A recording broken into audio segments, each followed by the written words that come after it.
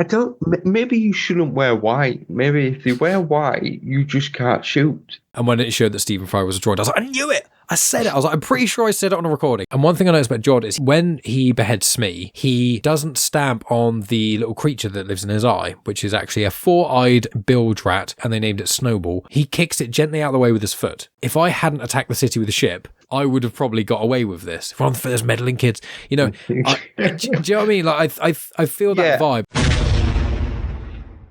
Welcome to the Skeleton Crew discussion show finale. I'm your guide through the Star Wars canon. I've read basically every Star Wars comic. I've read loads of the novels, audiobooks, etc. And I am joined by a different guest every single week. And we're on the finale with my co-host of Clone Wars Conversations, Rebels Reviewed, and all those amazing things. I'm here with Maff to talk about the finale, The Real Good Guys. So we're here to talk about the episodes, as well as some lore stuff that you might not know, maybe a couple of Easter eggs, bits and pieces like that, and answer some questions that Maff may have for me, as I am apparently the Star Wars guru, the Star Wars encyclopedia as I'm sometimes called. So I'll be trying to answer some of those questions, and we've got a few listener questions as well to read out towards the end. And we've got a bonus tangent on top of that, because Maff is going to talk to us a little bit about lightsaber stances, because he's got some theories and things he wants to talk about with Jod. So we've got all that coming up. Very excited to do that. So first of all, here is Maff. Now, Maff, again, my co-host for the Clone Wars Conversations and all the other amazing Star Warsy stuff that I've been doing recently. How are you doing, good sir? And how has it been since you came on for episode 4? I guess I'm kind of the Padawan to the master, really, aren't I? So, you're kind of getting me into, learning, taking a lot more on board. I do keep trying to catch you out. You have a couple times you've managed to do it. And I do have them chalked down at the side. I get excited when we've said it before on many other things, but the more Star Wars you take in, the better it is. Mm-hmm. And this series itself has just been such a fun romp, it's not tied in. Well, it's not really tied into too much. It may be further down the line, and I do feel that. I feel this may be an Easter egg for something further down the line. Kind of like what Marvel did with, kind of building up to an end game. Almost Guardians of the Galaxy kind of thing. Yeah, maybe. And I think this show is ideal, and that because you've got all the different generations. I was born when Star Wars first came out, so the original Star Wars, they're mine. That's what I got brought up with. And then you get different generations. I think this is ideal for. I've got a 6-year-old now, also a 19 and a 20-year-old, but I could probably get them to sit down and watch this. Mm. And I think this is something. We've watched Young Jedi. Is it Young Jedi? Young Jedi Adventures. Yeah, we've watched them. And they're good. They're good to kind of get me in there and get me excited and see lightsabers and all these different creatures and, different species there. But I think this could be one of those where you could start with this and then move on to the movies. Maybe. It depends. I think you're right. I honestly do. And I want to ask you a little bit more about what it's like, because you're obviously a dad with the show and stuff. I want to ask about that a little bit. But I just want to clarify what I didn't say at the start, that this is set around... Because a lot of people have asked, when is this set? And it's set 9 years after the Battle of Yavin. So the Battle of Yavin is A New Hope, the original Star Wars movie. So this is 9 years after that. And Return of the Jedi takes place 4 years after that. So it's 3 years from A New Hope to Empire, and then 1 year from Empire to Return of the Jedi. So this is about 5 years after that. So the X-Wings we saw and things like that. And there's a ship at the end I want to talk about as well. Little bits and pieces that do connect it to, again, there's the Mandoverse, and I've said in a couple of the conversations, I think there's going to be the Avengers movie of the Mandoverse, and I think it's been kind of rumoured a little bit with Filoni doing the Heir to the Empire film in air quotes, which is what Ahsoka and Ahsoka Series 2 is going to be building up to. Mandalorian and Grogu's probably going to somewhat introduce that as well, like how does the Mandalorian get involved with all the stuff that Ahsoka's doing. I suspect there'll be 1 or 2 more series as well that kind of, again, edge all these pieces on the board closer to what this final battle thing is going to be. And then we're just going to get a movie that hopefully is just going to go right into it with Heir to the Empire, with Thrawn and all that. And I suspect Skeleton Crew, if I was making the movie, they'd pop in, not as like an Ex Machina kind of thing. I would more so have it as like there's a scene where they go and they like go to At Attin for something, and then the kids from Skeleton Crew are like, oh yeah, we want to come, and they're like, it's way too dangerous. Absolutely not. Absolutely not. Do you know what I mean? The thing is, you've now got At Attin as like the banking planet to a certain degree. All the money's there. I mean, we just saw one vault of 1,130. 1,139, but the special number is 1138 because that was George Lucas's first film, THX 1138. So it's in Star Wars quite a lot.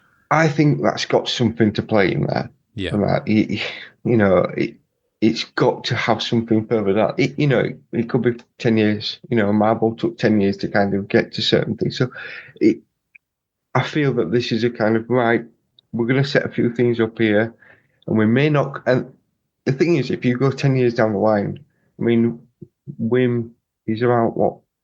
11, would you say about 11, 12? Yeah. So you keep the same actors in 10 years' time and they're 20, they're ready to kind of join the fight. So you've then got kind of actors that you can go, right, okay, then we can pull you in and you're ready to kind of take on, and maybe they go and join the rebellion. Maybe that's kind of where. That's a good point. It could be just them little things of, right, they like to have the maps out of what they're going to do. Now, they've probably got this, just not showing it to anyone. And it's like, okay, we'll just stick this in here now. And everyone will just think, oh, that was a good show. It looked fine, forget about it. And then, as I say, 5-10 years later, boom, they come back and it's like, we know these characters. And again, you've got a young generation who may have seen this and goes, I can relate to that because I know what that is. I feel it's a disservice in a way to say, oh, it's Goonies in space and that. But at the same point, I would have loved to have seen a Goonies 2, where you see the old crew kind of come back in a few years later and do something. I think they have announced that actually now. But I mean, that's what, 30 odd years later, Yeah, I think it is. I think they have. I don't know if it's going to be the same people, but there is a Goonies. I think it might be. Maybe it's going to be the kids have all grown up, and then their kids go on an adventure. But yeah, but obviously you wanted that like 10. You wanted that 5, 10 years after. You want a sequel, not like I'm an actual adult now and the world is completely different. Now let's have that legacy sequel. You wanted like a nice sequel after. Yeah, you want it kind of. I mean, even if in like a couple of years' time you just kind of just visit the planet, for some reason have to just stop off there or something like that. I mean, I like. We do it like we always do, we jump around, but I like the fact that it ended and it kind of tied it all up, but it still left things there where it's like you could explain a bit more. We don't know what happened to certain characters. So it's good the fact that they've kind of tied it up with a bow, and if they don't ever do anything else with it, it's fine and it works. And I think it's been one of the best ones they've done. And that it's not Andor, no, but it's definitely better than Acolyte. It's probably on a pat. See, Ahsoka's a funny one because I think if I go back and look at Ahsoka again after we've done season 7, I think I'll probably enjoy that a lot more. Well, with season 2 coming out, let's do a plug. With season 2 of Ahsoka coming out, I think it's aiming for 2026. So what we could do with Clone Wars Conversations, we've already done Rebels Reviewed, we've done Clone Wars Conversations, we've done 2 of the prequel movies, we're going to do Revenge of the Sith, we're going to do the rest of the movies as well. It's a nice little plug. And then also we're planning on doing Bad Batch and also the Tales of the Empire and Tales of the Jedi. So once we do all of those things, because also, a lot of them we've already done, we're probably about halfway with a lot of this stuff.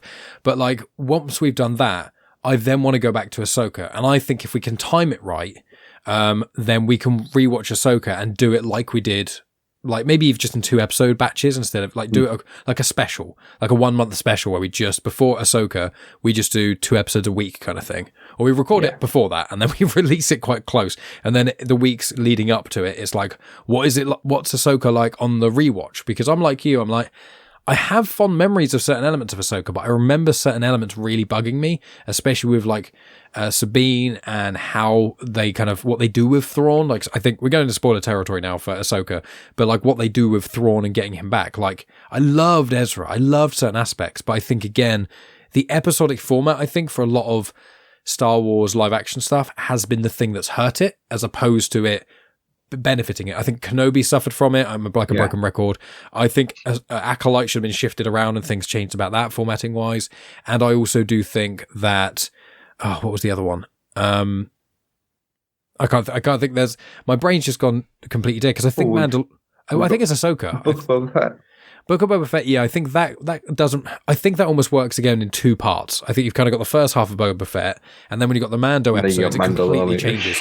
So I think Boba Fett is almost like two extra long specials.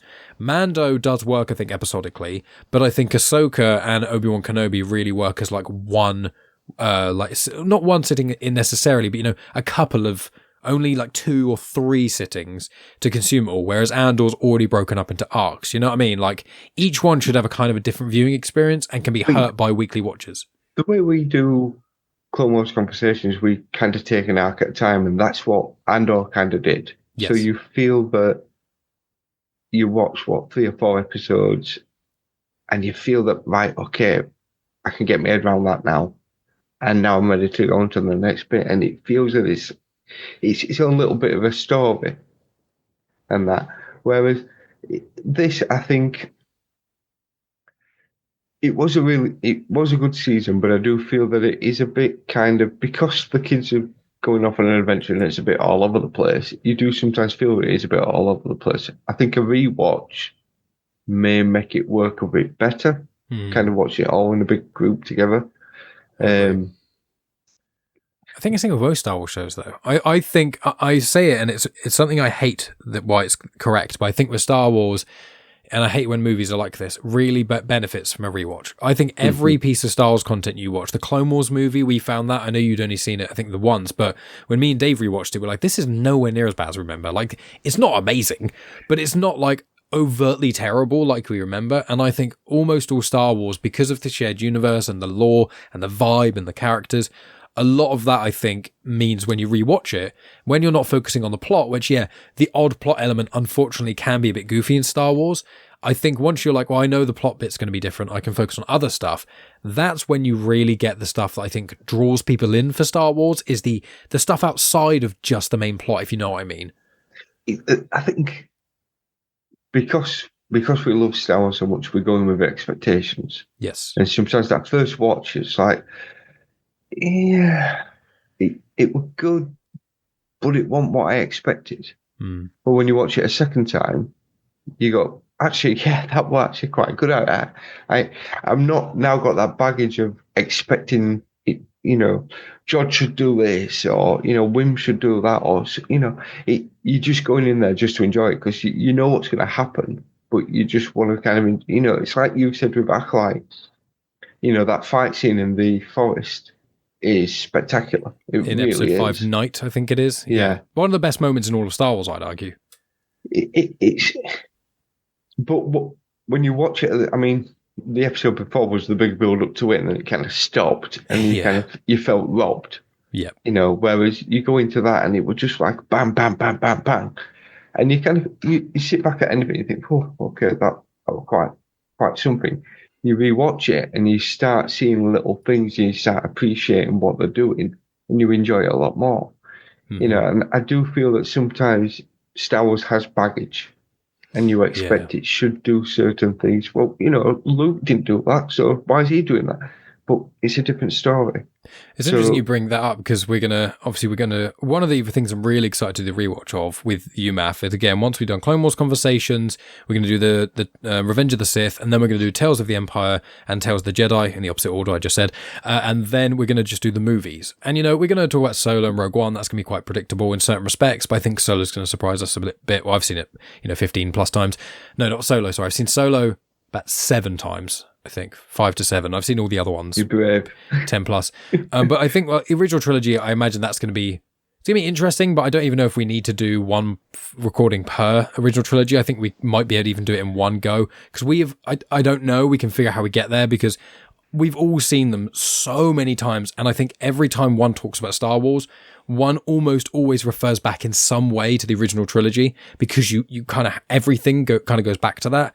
But the sequels, they're the things I'm really excited for you to rewatch, because you've only seen Last Jedi once, I think you said, and Rise of Skywalker once. I've seen the new ones. I've only seen once. I can't wait. I've seen them more than that many times in the cinema.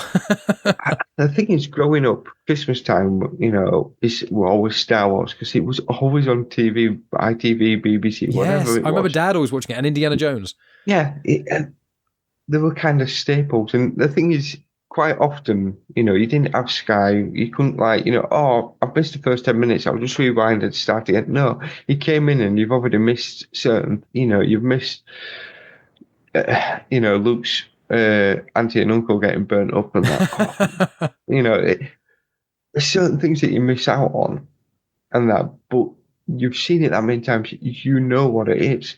I do think, we could probably just do one episode on all three of them, to be fair, because thinking back, the first one is a bit of a slog. It takes a while. It's good. Or I remember it being good, but there is a lot of filler because they're trying to build a story up, and it was the first one. I think we could probably tackle maybe all three of them all at once. Yeah, we'll have to think what Dave, because he might be listening to this and be like, "This is sacrilege! How dare you?" Because it's like that's hit like the OGs, especially Dave, very much. I mean, I love them as well. I'm precious of them, but Dave especially. So maybe Dave is going to be cursing us listening to this. Yeah, we won't tell him in Discord. We'll wait for him to listen to the episode, see if he does. So Dave, if you're listening, please tell us. We'll see. Obviously, if Dave wants it, we can figure it out and we can talk about it, because we might end up wanting to. It's just more when once we've had the little break from Clone Wars conversations, we're going to want to be like, okay, let's focus on the movies a bit and probably release one of those a month. And that's a long time till we watch something we haven't seen before. Where does Bad Batch fit into the order? Timeline-wise, it goes, if I go through all the series just quickly, so it's Phantom Menace, then Attack of the Clones, then the Clone Wars, then most of Tales of the Jedi, then Revenge of the Sith, then parts of Tales of the Empire, then Bad Batch, right, then the rest of Tales of the Empire bar 1, then the Kenobi series, I've got my brain, then it's Andor Series 1, then Rebels and Andor Series 2 run concurrently, then it's the original trilogy, I missed Rogue One, that was just before Andor, and then it's original trilogy, then it's all the Mando stuff, then it's Resistance just before Force Awakens, then it's the other second season of Resistance, then it's 8 and 9. That's all of them. Well, that's everything. Because I just lumped all the Mandoverse stuff together. So that's where it all fits. So yeah, Bad Batch is basically in short term. It's just after Revenge of the Sith. The first few episodes kind of overlap a little bit with parts of Revenge of the Sith, and it goes directly from there. And I think it lasts about 1 to 2 years, I think it is, after. So it's not actually far off the Vader comics, the 2017 Saul Vader comics. It's really around that time, except it's the opposite side of stuff, because the Vader comics are very much about the Inquisitors and Jedi hunting and what Vader himself is doing, or Anakin as Vader is doing in the new Empire. The Bad Batch is like, what do the clones do when there's no longer a war to fight? Because remember, when the Empire took over, there's no rebellion, because there's nothing to rebel against. The Republic was the same thing. So the rebellion doesn't really start. That's why Andor and Rebels are so important, because little cells start popping up after 5-10 years of the Empire's reign. But for the first few years, there's not really anyone fighting against it, because the Empire aren't really doing anything different. They're just the Republic. But in little pieces around the galaxy, things are turning, things are changing, things are shifting. And that's what the Bad Batch is all about, is like how the Empire successfully changed the Republic to the Empire in quite a short space of time, and what tactics they used and what they did with the clones. How using stormtroopers instead of clones actually helps the Empire's goals in certain respects, of like getting people enrolled in the army as a main source of income, having the people, the constituents of your empire, as the people who are fighting for the Empire, creates its own internal power struggle to keep everyone in place. And that's the kind of that's me scratching just the surface of the genius and the depth that Bad Batch kind of goes into. But it's really cool, but it's quite, one of the brilliant things about it is, aside from a couple of connections to other animated stuff, and obviously like there are some nice connections to certain things in the sequel trilogy or Mandoverse, which are cool, but I find Bad Batch is quite self-sufficient. It's not far from like Skeleton Crew. Like if you were doing a chronological rewatch of Star Wars, in theory, it would be all of the Mandoverse stuff, then this, then Ahsoka Series 2, and then the Mandalorian and Grogu movie. And it's like this, unless At Attin pops up in either of those, which I highly doubt, it feels a bit like Guardians of the Galaxy does in the MCU. When you do the MCU watch and you're like, everything's all kind of connected in time, and then suddenly Guardians of the Galaxy is like completely different. And then we're back to Earth and everyone kind of knows each other and we're talking about New York and then something complete. Do you know what I mean? Like, but one of the good things about Guardians is, and that unless you was really into, and even in the comics, I mean, the Guardians, they were known, but they weren't big characters. And the fact that Marvel kind of said, okay, then, you know, I mean, James Gunn, he likes to do ensemble kind of groups together. Yeah. You know, the new Superman film is not, it doesn't seem to be just Superman. The trailers do seem to, we won't spoil anything for people like Tonya. But that's what James Gunn was good at. It's like, you know, Peter Quill, Groot, Rocket, you know, you get a group here that kind of an oddball that shouldn't work, but it does. Mm-hmm. And then people fall in love with it. And, you know, they're some of the best films. You know, the second one's a bit middling, but the third one's really good as well. You know, but I think that Skeleton Crew could be this. You know, you've got 4 kids who are, you know, I mean, Neel and Wim are kind of this, you know, I mean, they're good friends and they work well together, but they are kind of opposite end. One's is, you know, he's very kind of, he doesn't think before he does anything. And that was, you know, Neil's very much kind of, oh, hang on a minute, you know, he's I'm the sensible one, you know, yeah, he's the conscience on his shoulder. But, and then, you know, Fern and KB, you know, you had them all in and they shouldn't work, but they find a way to work. You know, I mean, we've not even talked really about the episode, but... Well, that's what I was going to say. I mean, I do want to connect one last thing before we really do delve into the episode itself, but you mentioned about the kids getting older and stuff. And I want to mention that what's interesting and something I hadn't thought about at all is, especially with kid actors, they grow so fast. So when you want to do something where you use those characters again, if you want to use them again at that age, it's a very limited time. So it is interesting of like, are they going to be able to, like, how's the timeline going to work going forward from here? Because is Ahsoka Series 2 going to be 10 years ABY, which will be 6 years after Return of the Jedi? Do you know what I mean? Like, are they going to, not phases, but almost like, okay, everything up to Skeleton Crew, including it, or everything up to Mandalorian and Grogu is 9 years BY. It all takes place in around about 5 years after Return of the Jedi. Then we get the next batch, which is Ahsoka Series 2, the next Mandalorian Grogu-y thing, and then something else I imagine is going to pop up as well. What's that going to be before this other big film that's kind of being made? Is that going to take place another year or two, a few? Like, how time jumpy are we kind of getting with that? That's going to be the interesting thing. I mean, there is a timeline there that they kind of have to stick within to a certain degree. Yes. But at the same point, they can always just say, well, this was happening on the other side of the galaxy. But even if there is a long space like between the Thrawn thing, imagine if Hera and whomever, like, they go back to the New Republic and they're like, oh, like with Ezra, and they're like, Thrawn's back, and everyone's like, okay, let's find out. And then Thrawn just never emerges. And it's and like for like years, and they're like, you're Hera, you're paranoid. Ezra, great to have you back, but he's gone. Thrawn's not coming back. He's clearly nothing to worry about. And maybe if 5 years passed, that could then build some really character growth for Ezra. We could kind of see what he does, how he fits into the New Republic or doesn't, and certain connections over years. And then if we got those bigger time jumps when we've got the series or movies, it leaves it so that for us, other people, we could watch, like, we can see like comics or books or stuff, maybe filling in some of the gaps. I like it when on-screen Star Wars has big time jumps. It's one of the things I love about the prequels, you know.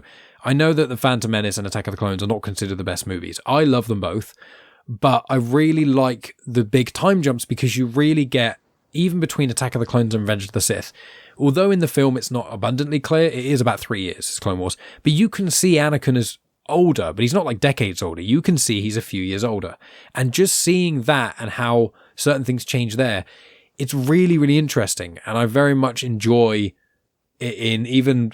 That's one of the things I didn't like about the sequel trilogy as much, is that Rey changes a bit between Last Jedi and Rise of Skywalker, because 1 year, but Last Jedi takes place like a few hours after the end of the last film. And it's like, so all of the sequels, the 3 of them take place in about a year and maybe a couple of months, whereas the original trilogy was like 4 years. Yeah, but I mean, if you look at, it's like where you meet Anakin. If they'd have gone, right, well, we're going to do, episode 2, and Anakin's still learning with Obi-Wan. There's no story there as such of him training, really. It's a good, you could do an 80s montage, and that would work. But they have to move it on. Yeah. So that's why, I know they're not always seeing. I mean, as a rewatch, they're a lot better.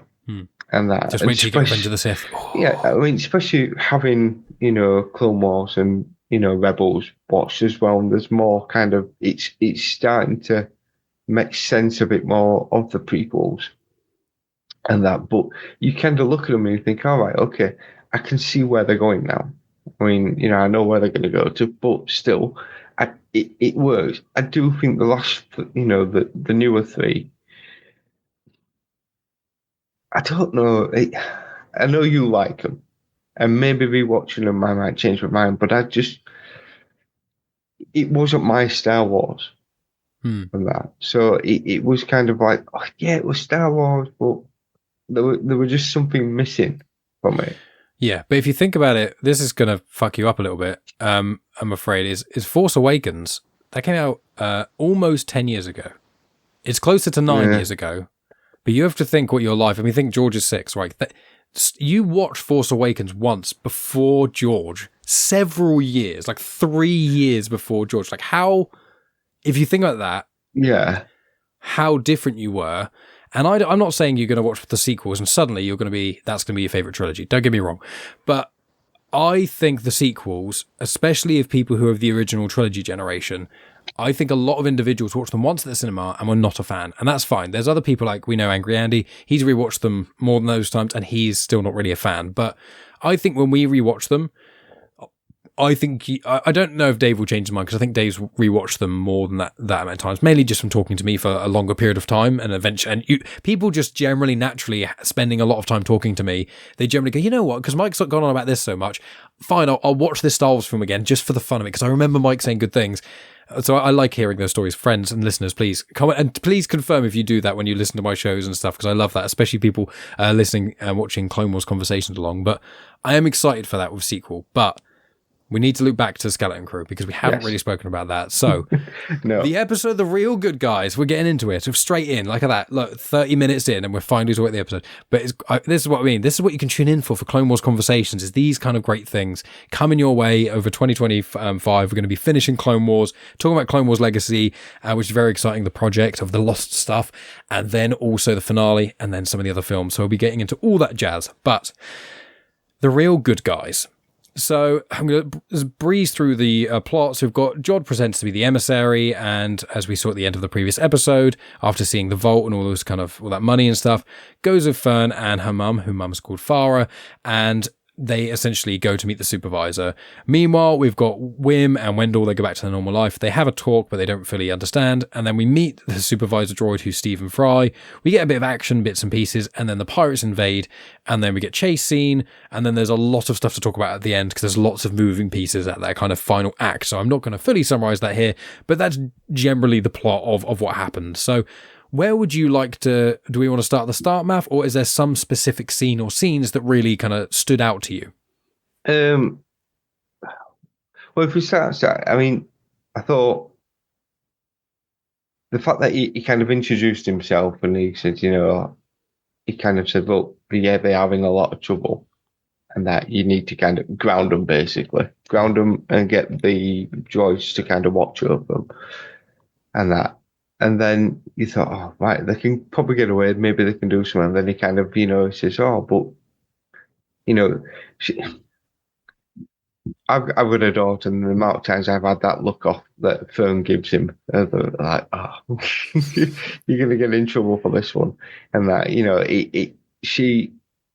he kind of thinks, no, you're going to be trouble if I let you go. So he sees that, and then he also says, I'll take him home as well. I think, again, he's trying to play it into his hands, and he's still trying to get his grand plan of getting the pirates down here. I quite like that, but then, I felt we kind of met the supervisor, and they made a big thing of, the supervisor. But then you kind of see all the dust around, and at that point I thought, you are right. That thing that we saw in the background must be some kind of AI droid, something like that. Mm-hmm. And he even says, so, you run by robots or you run by droids. And I thought, it's strange that that's what they've kind of done. They've basically just got an AI just to run the It's the future planet. of ChatGPT. That's like At Attin's just Earth. It's just ChatGPT gets so big that it becomes. So I mean, Stephen Fry. If ChatGPT just used the Stephen Fry voice, we'd probably all follow him and trust him a lot more. Same with David Attenborough. If there was a David Attenborough voice over the tannoy, like in 1984, telling me to do stuff, I'd be more inclined to do it because of the national treasures. But the thing is, it's like that bit when he kind of, when Stephen Fry said, "Oh, so you say that you're the Jedi, but also the emissary." But Order 66, and when he said Order 66, I'm like, oh, here we go. We're going to get a bit more. We're going to get a bit more from him now. And that I like the fact that he kind of flipped it round and he kind of turned it on him. And that, and then obviously the droids kind of appear and attack, but bloody useless. Because I don't, maybe you shouldn't wear white. Maybe if you wear white, you just can't shoot. Because the droids are white. The stormtroopers are white. That's the thing, is you would be right, but in the prequels they flip that on their heads because the clone troopers are one of the most efficient soldiers and stuff. So I think once the post Order 66, I think if you wear white, because that's the age of the darkness. But are they good shots, or is it just that the thing is, the droids are coming here. They're technically a moving target, but they are just a wall walking towards you, and that they're not trying to dodge fire and that. So, you do see the clones sometimes when they go up and they're trying to, I mean, Jedi's are a little bit different, but, they don't always have crack shots, all the clones. So, I don't know. No, I mean, that's a good point. I will say with the, I'm glad because when Megan and I, we were watching the episode today, the finale, and when it showed that Stephen Fry was a droid, I was like, I knew it. I said it. I was like, I'm pretty sure I said it on a recording. I'm pretty sure I said it. Dave, yeah. Awesome. So with the Stephen Fry stuff, I mean, I like Stephen Fry's great. He's a national treasure. So is David Attenborough. So anything they do, I'm all up for really, and they do give it their all. And I think with Jod, it was, as you're right, seeing him in a bit of action with a lightsaber, I really appreciated that, and we eventually do get some backstory for him. But how did you feel? Because obviously you were last talking about Skeleton Crew in episode 4, so that was like halfway through. That's when the adventure had really only kind of just got started. They'd only just met Jod really, because they met him in episode 2 or 3. They only just met Smee, I think. So like when we spoke, it was really right at the start of Acts 2, I'd say. Once all the introductions and stuff, let's go off. What's the problem? Oh, we can't get home and we don't know where home is. So from there to here, how have you found that really with Jod? Because I think he's been the unpredictable one. I think generally we all knew or thought they'd probably get home in some manner, whether or not it'd be the end of the episode or the start, who knows. And we knew generally, or we'd hoped that Smee would stay with them, and he basically kind of did towards the end. So Jod has been the one that has been causing a most discourse online, but it's not been hateful, thank God. It's been really quite fun, pleasant. Like people talking about, is Jod a goodie or a baddie, or is he like, where is he on the morality scale? So did you always get bad vibes? I cannot remember what we said in episode 4. What have you kind of felt about Jod throughout this, and then how have you felt about him in this? I think when we get his backstory, I think it explains him more, and that. Into his backstory, he was found by, he says a woman Jedi. Yes. And he's briefly trained, and Order 66 happened, and she's killed in front of him. And the interesting thing, he says he was made to watch. which made me think, well, why didn't they take him out? But I suppose technically he wasn't a Jedi. He isn't a Jedi. I guess they didn't. They probably didn't know he was force sensitive. And I suspect what's going to happen is either, and we'll talk about this more at the end, either they're going to make another series, and if they do, I wouldn't be surprised if they go into Jod's backstory or not. Or they'll probably do is go, let's do a book on Jod. And I tell you what, I would bloody love that. I think a book on him would be better, especially if it was narrated by him, and it was and it was like a bad narrator, and then maybe the last few pages someone else had added stuff to kind of tweak the end, or he'd maybe come clean at the end what the truth was of certain elements. I think that would be, especially if they got Jude Law to like narrate the audiobook. I don't think they would, but that would be so good. No, but I reckon we could probably get Stephen Fry to do it. Oh, that would be cool. You could end it to the point where he kind of comes to, and then he stuck his lightsaber in my eye, and then Jod right to the end of it. Oh, that would be anything like that would be awesome. But sorry, and you just got Jude Law to come in and go, and then this is where we kind of get up to, but you'll have to know more in book 2. Yeah. So what do you thought? Wishful thinking. He's a weird one because you sympathise with him to a certain degree. He's been dealt a bad hand, but he's made it work for himself. He's a chancer, you know. He's Del Boy kind of thing. He's always looking for the, you know, where he can kind of do one over on people. I mean, you mentioned we never got him, but Hondo, he's like a Hondo kind of character. And that he's very much kind of, you do kind of feel, was he based on Hondo, but because of what they wanted to do regarding the Force side, they couldn't use him. You know, but he's very much that kind of, he's not evil, he's grey. You know, he's like I suppose a grey Jedi, because he does care to a certain degree about the kids, even when he was kind of, you know, chastising them. I got the feeling that he was saying it, but he didn't fully believe. He would just, the problem is he was greedy, and that kind of takes over. Yeah, I mean, I'm not sure. The Grey Jedi thing, I don't know if he classed himself as a Jedi, because I just think he came into a point where the Jedi just were gone. And I think he knows enough about the Jedi to be able to use it as a way to get things he needs in certain respects. But I imagine sort of post Return of the Jedi, he's probably been able to kind of play on to like being a Jedi a little bit more. But I think Luke is still generally known as the only real Jedi. I know he's making a Jedi school, and there's probably rumblings of a couple of other Jedi around, but generally speaking, I think people know Luke as the last. You look at Wim, and I mean, you know, my background, that's part of Wim's storybook. Jod would have known about the Jedi. He would have heard about them, read about them, whatever, 100%. And that. So then to be taken in by one and think, you really think I've got what it takes? You think I've got a chance? You know, to have that there and then all of a sudden ripped from him is gonna kind of scar him and make him, you know, he's not gonna have an alliance. He's always been let down from what he can. You know, I mean, even in the series, his crew betray him at times. You know, Brutus kind of does him over.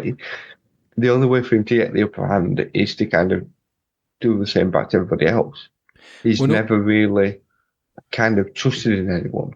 And he was also said he was starving. So, you know, his first instinct is he remembers being starving. Then he was saved by someone, they were killed, and then he had to make it for himself. So I think his number one thing is self-preservation. And I think I mentioned, it was in one of the previous episodes, I get vibes of him as DJ, which is the character that Benicio del Toro plays in The Last Jedi, which is who Finn and Rose meet on Canto Bight.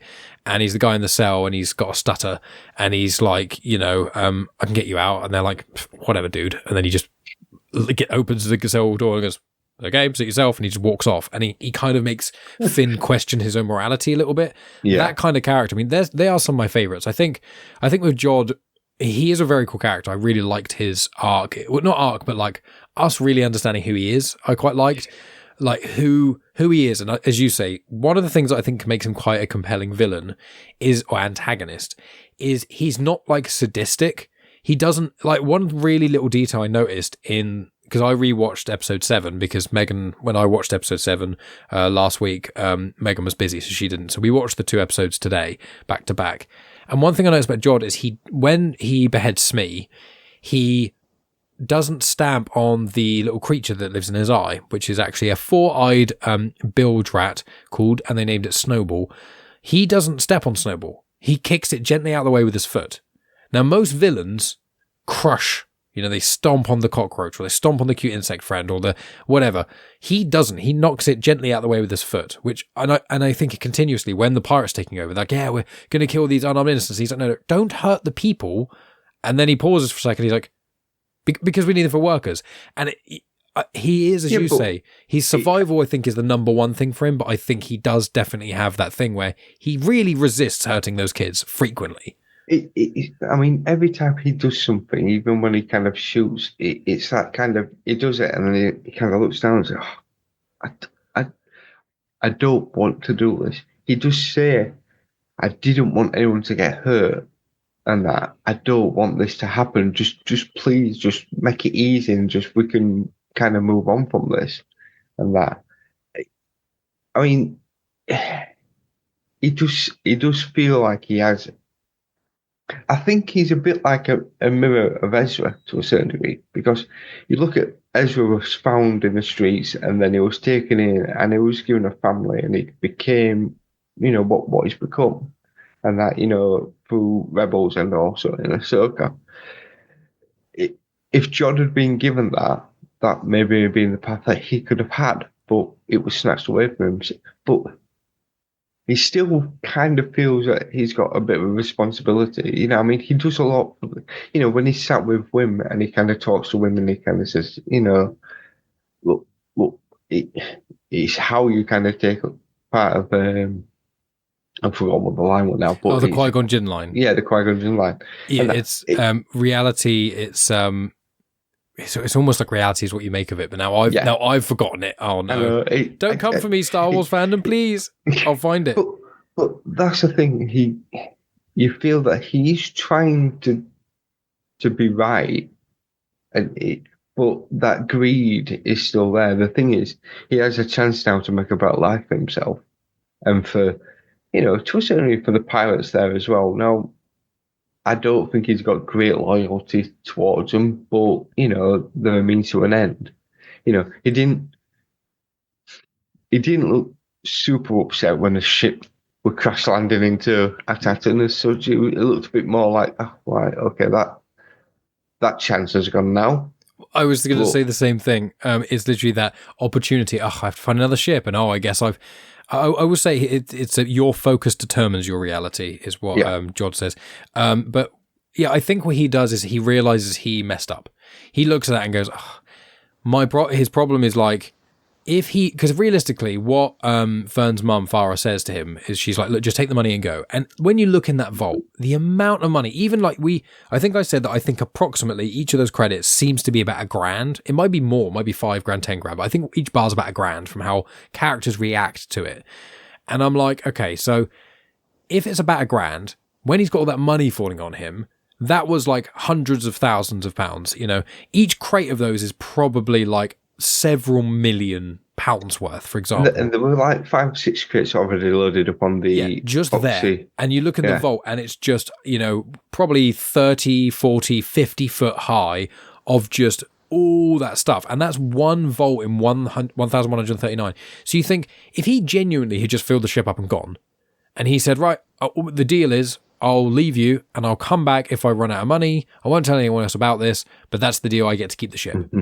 And and Farah was kind of trying to guide him to that and say, yeah, you should probably try and you could do that. And then Fern was going, no, he's lying. And then when he got too greedy, I think his lesson when he sees the ship falling is going, if I hadn't attacked the city with the ship, I would have probably got away with this. Run for those meddling kids. Do you know what I mean? Like I feel that vibe. And I think that's the sight I got from Jude Law, because I think that's the last shot we see of him, really. Like we don't... Mm-hmm. Because I don't think we see him get arrested or anything like that. No, that's the thing. That's what I mean.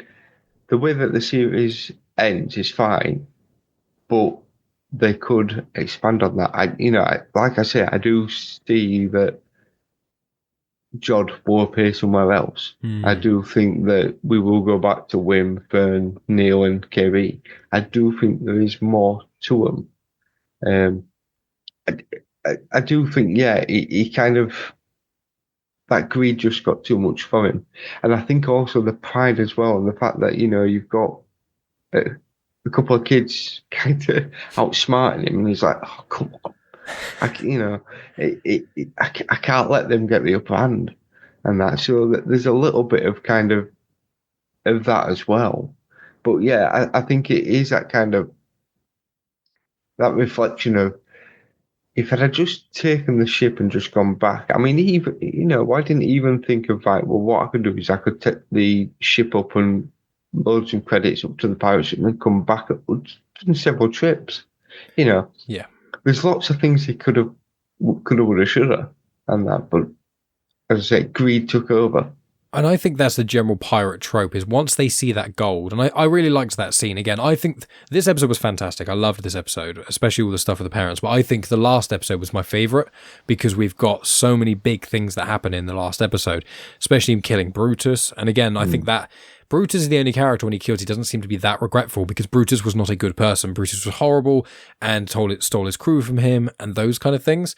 But I feel like there was a line in there with Brutus, because like I can't remember exactly. He said something. And he said, "Yeah, but the crew loved me." Yes. And Brutus kind of looks at him, and he goes, "They love plunder." And he goes, "They love plunder," and then Jod goes, "Yeah, but they love me, really." Yeah, they love me more, and it's like, I think you kind of give them hope. Brutus is kind of that kind of captain that rules by fear, and that he's the big scary thing. He's the big brute, and exactly. Whereas I think with Jod, you can kind of see that he's always very much kind of right. Well, he's like he's like Han Solo a bit. He's always chasing the next job. He's always he's the planner. He can kind of come, and if this plan don't work, I'll come with another plan, and that's what he kind of does.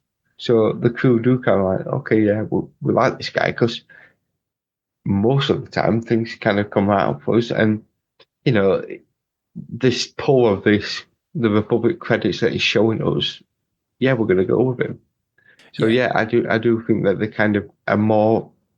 He probably treats them better as well. You see the way he talks and interacts with them, and that it's like, I mean, I can't remember all the names, but when he's talking to, there's a lady who's also a TVA agent in Loki. She's quite the big butch pirate, and that he knows her by name, and he talks and he says to one of the other ones, he says, "You were going to set up a farm," and he knows things about them. So then, yeah, the crew probably do care about him because they've confided that with him. They've kind of discussed this with him, and that. So he does care. So he's right. I think he's just, the greed took over, and he's just probably made a couple of bad decisions there. Well, he did make this. Well, yeah, it's seeing the gold. It's like they do it in The Hobbit with the dwarves, and they see they get like the I can't remember the term is, but it's like the dwarf king Thorin. He basically he goes mad because of it, and it's quite a common thing, I think, in lore, mythology, and just general humans. I mean, greed, one of the 7 deadly sins. I imagine a lot of that. Gluttony is about food. All of the 7 deadly sins realistically about selfishness, but it's in different ways and how they affect yourself or other people, for the most part. I think lust is a bit different, but it depends on the interpretation. But like when it comes to greed, primarily that's about resources, because gluttony is food, sloth is sleep. So with that 7 sin, one of the original sort of deadly sins, when you think about other media that has tackled similar kind of areas, gold obsession with pirates, where they see all the gold, they go into that big room and there's so much gold, they just lose their minds. And they either go, everyone just get as much as you can, we need to get every single gold piece on the ship or doubloon, or if it's just them, like they see it all and they're like, this is all mine, and they start grabbing it, and then the walls start collapsing, and people are like, you need to go, come on. They're like, no, I need more money, and either it drowns them or it drags them down, or they don't escape in time. And I think this was Jod's almost near miss. This was him. Maybe we'll see redemption after this. It's hard to say because it's like, yeah, he threatened kids. And he said some pretty brutal stuff to them, like, I'll cut you up and things like that. but he never actually hurts any of them. And he genuinely goes to quite a lot of extent, and he takes quite a lot of physical harm to not actually hurt the kids. Like when he's fighting in that last bit, he could easily have just genuinely pulled the lightsaber out and killed all of them very easily. He had the Force. But you see, with the Force thing, I mean, the thing is, the bit when he's got Wendell on the floor and he's kind of got the lightsaber, you see him there, the lightsaber's near Wendell, and he's telling him, look, do this, and it's like he pulls it back, and it's like, oh, you can see again that anger of just, I don't want to do this. He's a bluffer more than an actual follow through. And I think that's a bit when Wendell, like, he turns his back on him, and he's like, I'm going to do him one. Yeah. But I think the most brutal thing that I've seen him actually do is when you see Wendell's fingers getting kind of pulled back. Oh, yeah, I've got a note about that. And the clicking you hear. Are they going to actually break? And I mean, again, it shows that he's Force sensitive, but he doesn't have full control. The other Jedi's would have just gone, and that's it. You'd have been snapped in half. I mean, Palpatine's able to do it. Just if we were on a video call now, we'd be done for. But I wonder if it's part of that restraint, though. Like with Obi-Wan, like, have you watched, I don't want to talk about them, but have you watched the unfinished Clone Wars episodes yet? No, that's this weekend. Funny, I've watched 2 of the 4, so I'm not all the way through them. Just to warn the YouTube video, it doesn't split them up. It's just, it starts the first one, and then it just goes all the way to the end. That's what I thought. So it's hard to notice when the episodes actually end. But so that's another promo for Clone Wars Conversations, the Legacy Project, which is the bits of content that got released instead of the sort of when it got cancelled, Clone Wars. But in that, there's a bit where they are, where Obi-Wan and Anakin, because they're the only characters in it so far already, are essentially fighting people, and Obi-Wan's like, right, we can't take them out fully, we need to do this thing. So don't take them out fully. And Anakin's really struggling with that, because he's like, this is so much easier if I could just use all my strength and just take them out as I want to. And Obi-Wan's like struggling, but he's kind of being able to take them out in a more simple way. He's got that restraint kind of. Yeah, I'm trying to intentionally be vague so it doesn't spoil any of the stuff that happens in the show and whatever. But like with that, I think it's also, I really like it in shows, especially like martial arts films and stuff like that, when you've got it where you've got fighting happening and it's like someone who's like trying to just disarm someone or take something off them and not kill them. Like when you've got people fighting to the death, obviously that looks cool a lot of the time. But a lot of the time I think it's more fun when someone is actually more skilled than the other person, but they're trying to knock them out, or take a necklace off them without breaking it, or they've got one hand tied behind their back. One little thing that kind of tweaks the fight to give them a disadvantage. And I like that. And that's, I think, what Jod's done. I think he genuinely, like, again, if I was in that room, not Force sensitive, and I had a lightsaber, you just do one big swing of that, and you've taken out, like, a lot of people. So I feel like I liked the hand thing and the clicking of the bones. Like, Megan, when she was watching it, she was like, I hate it, this is and as soon as it was over, she was like, God, I was panicked then. That was really intense. And I was like, yeah, they did the tension really well. Even though, again, it's not the world's going to end if Daredevil. we lose. No. I don't know if you've seen the trailer, but this is different. Well, funnily enough, my friend was sent me a voice note, Alex Hart. He's been on Genuine Chit-Chat a few times, and he keeps messaging me and says, have you watched the trailer yet? I'm like, I've got Skeleton Crew to watch. I'll watch it soon.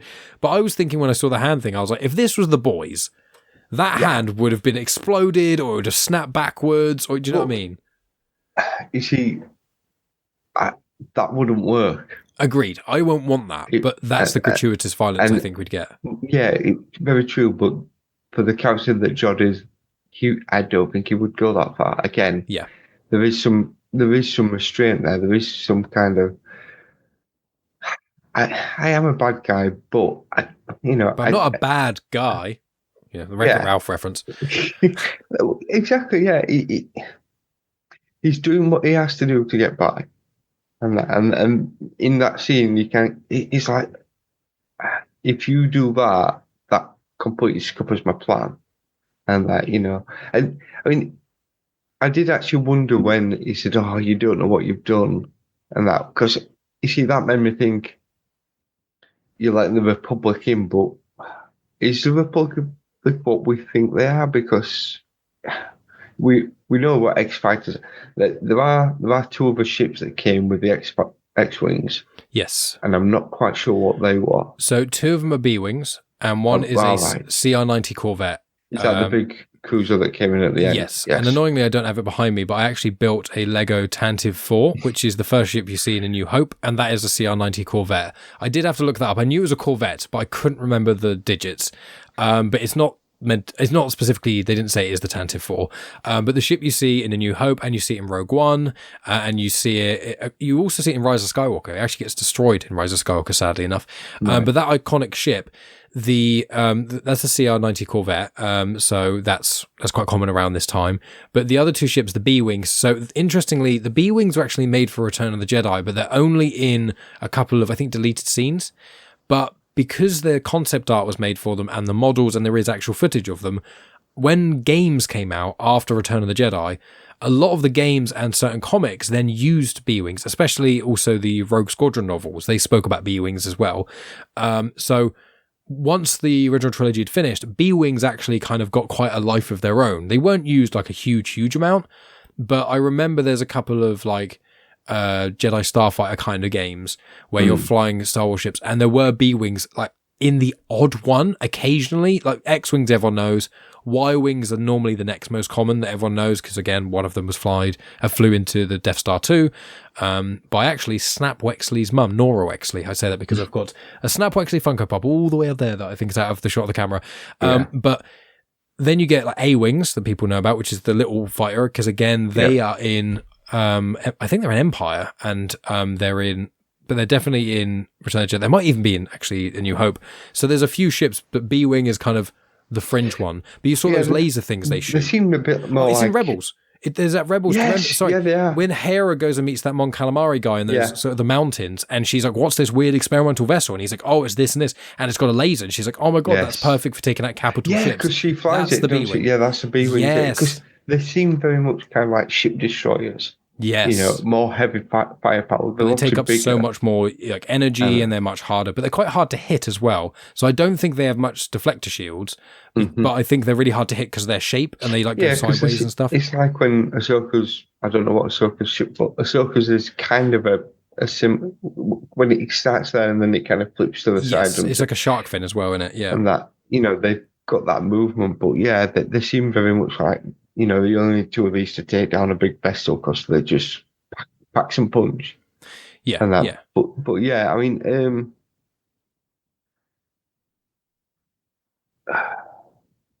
yeah, because going back to think, we missed a bit that Wim had kind of done the bluff.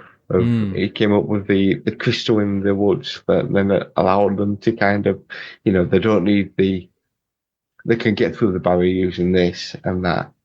I just thought it was quite a nice little kind of fantasy of, they're both, but that's a typical kids thing of like, let's tell a tall story to be able to, kind of get out and distract something. And that. Going back again, actually, I also enjoyed the bike scene. I thought, compare that to what we got in Book of Boba Fett, night and day. Yeah, this was still not perfect. There's a little bit where I was like, this feels a bit volumey. There are times where everything is moving really quick and they looked a bit too focused. Yeah. But I think overall, I thought it looked really good, and it worked quite well. I think because, I mean, when Wim is like, no, Dad, I have to go and, because KB and Neel turn up, don't they? And it's like, we're going to go save Fern. And Wim's like, yeah, right, okay, Dad, I've got to go. And he's like, what? And I was thinking, oh, come on, if my kids came to me in that, and it's like, this is a situation, Dad, we need to do it, be like, right, go on, get your coat, we're going.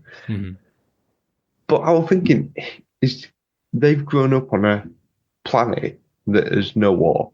There's no, if anything that's ever really had to happen, you get stunned by the droids. There's no crime, it seems like. There's no conflict. So his reaction kind of is like, I don't know what to do. The droids will deal with it. It's like, yeah, but the droids don't work, Dad. Yeah. We have to do this, and it kind of, he's been a bit of a kind of a sniveling all the way through. He's never, even in a whim, you kind of felt that, look, give your son a hug, kind of. You do see it a little bit, but then it seems like, oh no, I've got to go back to being this kind of pillar of the community. And I think it was nice the fact that he stole the bike off the other teenager that I think we see in episode 1 actually. Good memory. I actually, now you say that, I think you're right. Yeah, they're riding the bikes and they kind of bully. Do they kind of? There's another kind of older child who I think Fern's kind of showing off towards, and obviously he's nicked the bike and off it goes. But he kind of thought he then got into his stride. He's still being led by the kids, and that, which were nice to let them take the point because it is their focus. But it was nice the fact that he got his moment as well, and to really to take Jod down, Wim's not going to be able to take him out. And that even Fern's, Fern's mum, okay, she could have a bit of a tussle with him, but still, you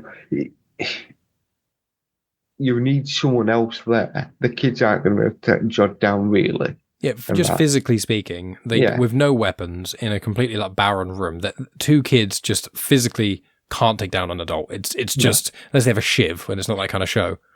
Yeah, unless they kind of maimed him somehow. But again, it's not that kind of show. And you don't want it to be either. You want it to be, it's actually funny enough, it's quite, apart from probably the shedding ship scene, which, Tonya and I spoke about at length, which I don't have a massive problem with. I think, and you pointed out sort of the viewport actually is in a slightly different place to how Tonya and I described it. It's more on the Millennium Falcon. It's kind of got a cockpits on the protruding-y bit, which is fair, but I still think that scene, it was kind of hard to see from my perspective where they were, and I thought it was a cool idea in principle, but I think the CG just didn't fully work with the scene. But I feel like aside from that, really, this has felt quite realistic, because I really liked it in the last episode again when, and Megan chuckled at this when she saw it for the first time today, when Wim kind of breaks free of the grand species, the goat head guy with the 3 eyes, and he's like, I just want to watch my parents' stuff, and he's like, yeah, get out of the way, and it pushes him out of the way and that sort of stuff, and then immediately just gets picked up and he's like, I'm sorry, and Megan really laughed and she said, I like that bit, obviously what else is going to happen? And it's like, yeah, but a kid would still try, and then you'd go, but you can, there's different people of different physical strengths in a lot of ways. However, children under the age of 12, unless they're really, they've hit a growth spurt very early on, pretty much every adult can very, very, very easily overpower pretty much anyone under 12. And so I like in the show where it's not about, there's no scene where all the kids gang up on Jod and attack him, because even then, if you push hard enough, and he's a Jedi as well. So I like it that the kids are shown not to have that physical power, but they're never really shown to be fully powerless. There's always something they've got, whether it's their friendship with Smee, resourcefulness, a plan, KB, You've got that. The thing is, kids their imagination will come up with different plans and pivot, which is what Jod kind of does as well, and the fact that they go, okay, well, that's not working. So, I mean, it's like when the droid comes into Wim and says, who are you talking to? And he's like, oh, hello, Leia. And that, he's playing with the little figures and that, he's pivoted quite quickly. But kids do that. They play with the figures and they come up with little kind of stories and things like that. So, yeah, they are always adapting. Their intelligence is kind of what's getting them through. But you do need a physical person there.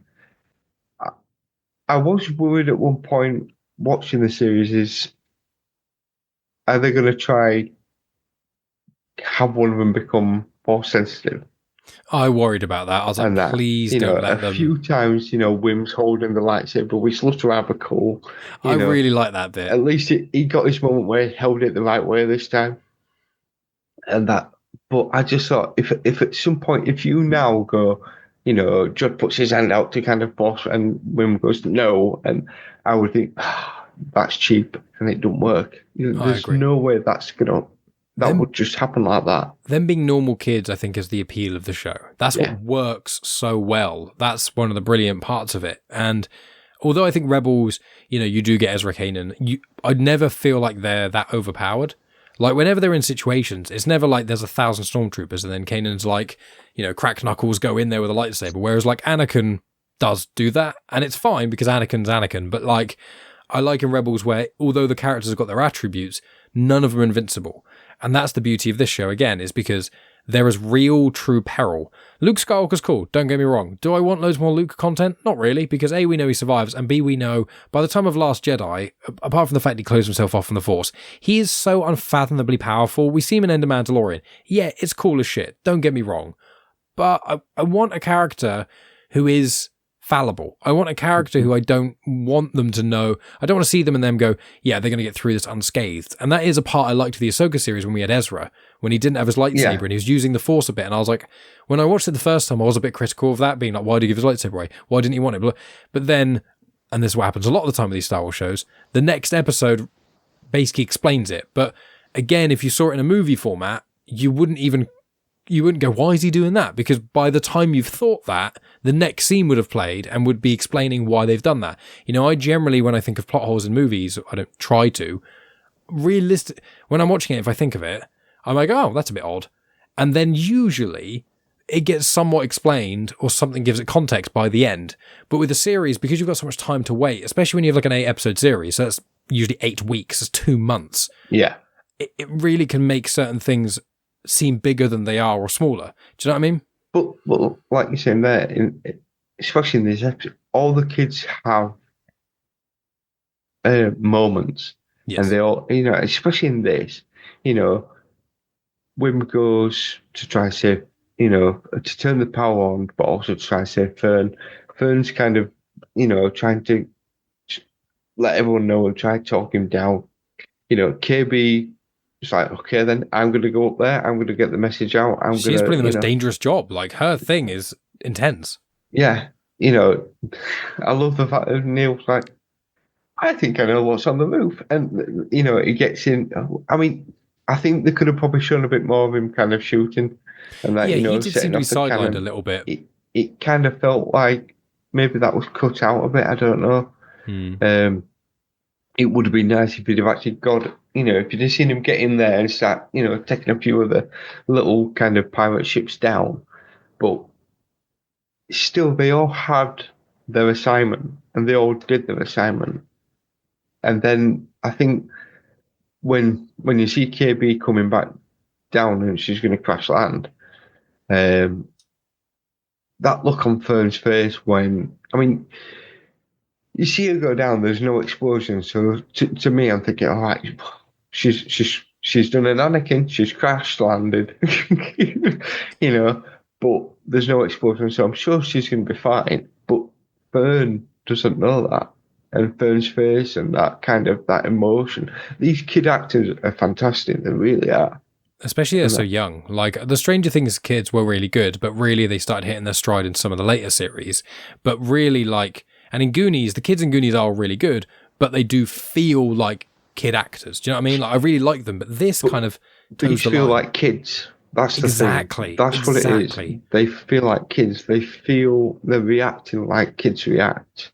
When you give a child some bad news, that reaction and that kind of upset and hurt and emotion that you get, that's, I got that from Fern. I got that kind of, her best friend's just died, saving everybody else, and again, George's like, look what you've done. Look, you did this. We didn't have to be this way. Again, he's trying to get rid of the blame of himself, but he's kind of saying, look, if you'd have just done what I asked,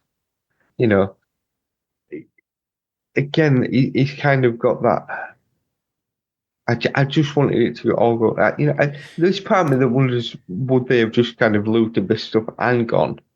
By that point, I do. But yeah, again, this episode, it just hits you with, there's so much going on, and it's not until, I watched it this morning. I'm glad I did, so I had plenty of time to kind of go over it and read through my notes and kind of think, right, okay, what actually happened in that? Because there is a lot there. There's a lot of emotion there.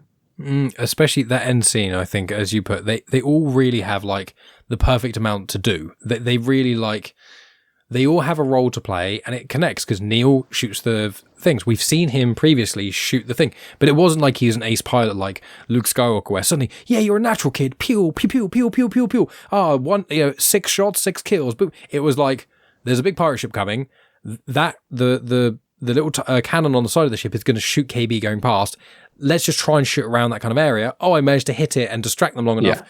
So, and then as soon as the light shone on him, he's like, I need to go. And ran. And I was like, that's really good. And KB, and her flying of the ship, and obviously it shows that Smee kind of helped with the lack of crash landing at the end. And I'm like, this all works because children are much more capable than people often give them credit for. However, children are a lot less capable than they think they are. And that's the balance which I think this show does perfectly, where they've been shown stuff. Exactly. It's like, if you put a kid, ignoring like a manual car, if you put a kid behind an automatic car, they would probably be able to go somewhere. But you imagine that if you told them to like go to the corner shop, they'd probably scratch the vehicle a bit, but they'd probably get there and back. If you said drive from here to like Wales, a few hours or something, I don't think a 12-year-old would make it. Do you know what I mean? I think it's similar where they're capable of certain tasks at certain points, but because along their whole journey they've learned, I know how to start a ship, I know how to fly a ship, I generally know how to level it, but I don't know what to do in a high pressure situation. Neel, I know generally how to aim and shoot, I don't really know like the best way to strafe or do this or do that, and it works really well. I find. You see, that's the thing with Neel. If he did, I suppose if he had have actually, I'm going to go against what I said now. If he had gotten the thing inside and taking them all down, you'd be like, yeah, it looks cool, but is that believable? And he's also killing people. Yeah. Yeah. Whereas, it's like KB when she's talking to her mums and she's like, it's all right. And they're like, you can fix anything. That kind of, maybe that gave her that thing of like, oh, well, Smee's there. And the fact that she's like holding the head and the body's there, and it's like, that's clever. Yeah, she's probably not going to be able to know what to do when they're coming into a crash land, but he does. And again, it gives you a reason to get Smee back in there, which I must admit that moment I kind of fist pump myself, and it's like, yes, it's back again. I mean, I know. It was said in a previous one, he seems a bit muddy on what he will and won't do with his orders, but it works for what it is, and I like it. Megan absolutely loved Smee. She said he's up there with one of her favorite droid characters in Star Wars. So I think generally, I mean, R2's her all-time favorite, but I think K2SO is her second. I think she does love Chopper, but also Chopper. Megan loves Chopper. Chopper's a dick.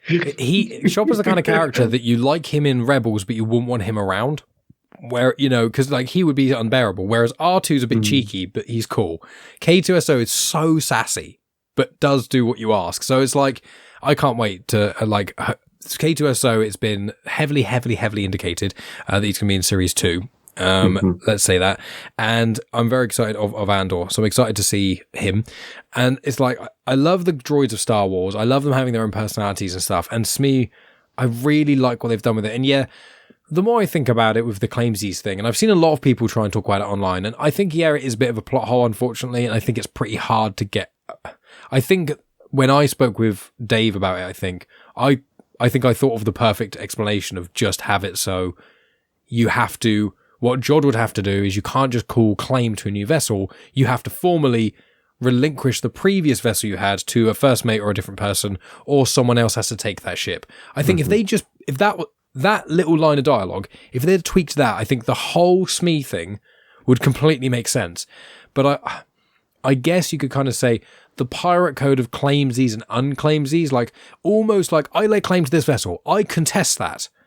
And maybe if he'd have said, again, if he'd have kind of been like, punched Jod, and they go, the pirate code doesn't quite work like that kind of thing, and it'd be like, oh, well, unclaimsies, that's really just whatever the word I just said, like, I claim this vessel. Well, I dispute that. Like, yeah. I feel like they could have done it in a better way, but that's kind of how I view it. It's basically a dispute, and that kind of, when you call who owns the captain into question, in that moment, Smee could kind of act independently, I think. It's a bit of a stretch.